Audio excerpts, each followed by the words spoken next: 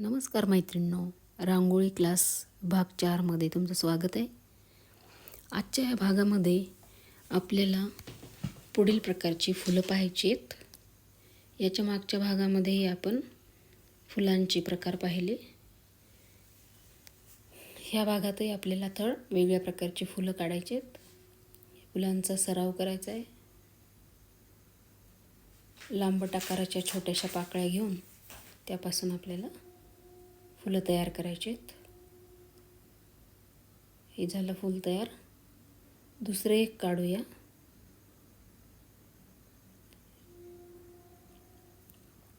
अशा फुलामधूनच आपल्याला छान डिझाईन्स काढता येणार आहेत पुढे.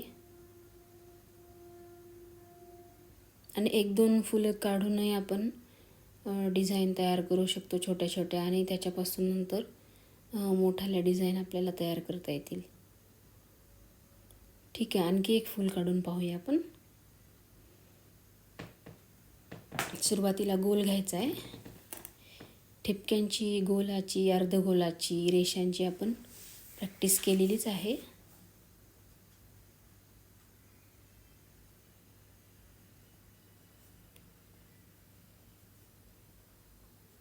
अशा पद्धतीने ह्या फुलांची प्रॅक्टिस करायची आहे.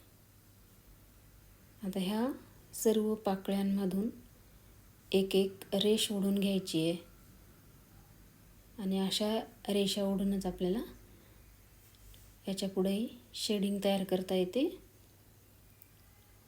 आणि फूल सुंदर दिसायला आणि भरून दिसतंय फूल.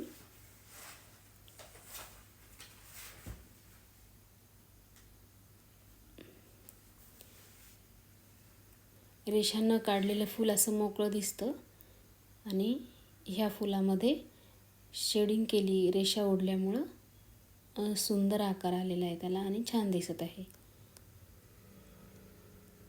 आता थोडेसे वेगळ्या प्रकारचं काढूया फूल. लंबगोल आकाराच्या पाकळ्या. यापूर्वी मला वाटतं आपण याचा सराव केलेला आहे, फक्त मधोमध शेडिंग घेतलेली नव्हती. तर आज आपण ती शेडिंग करणार आहोत, आणि शेडिंगमुळं फुलं वेगळीच दिसतात.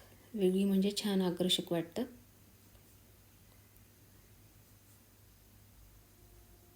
अशा पद्धतीने एक फूल तयार झालं आहे आपलं. आता त्यात मधोमध रेषा ओढून घ्यायच्या आहेत. रेषांचा तसा आपला भरपूर सराव झालेला आहे. जितकी सरळ रेष काढता येईल तितकी ती चांगली दिसणार आहे. तर हे पूर्ण फूल तयार झालेलं आहे इथे. आता दुसरं फूल काढूया. सुरुवातीला गोल काढायचा. आता छोट्या छोट्या लंब गोल आकाराच्या पाकळ्या काढायच्यात आपल्याला.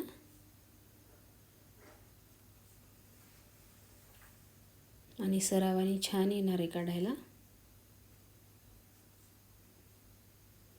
दुसरेही फूल काढून झालेलं आहे. तर आणखी एक छोटं फूल काढूया आपण. अशा पद्धतीने एकाला एक जोडून पाकळ्या काढून इथे हे फूल तयार झालेले आहे.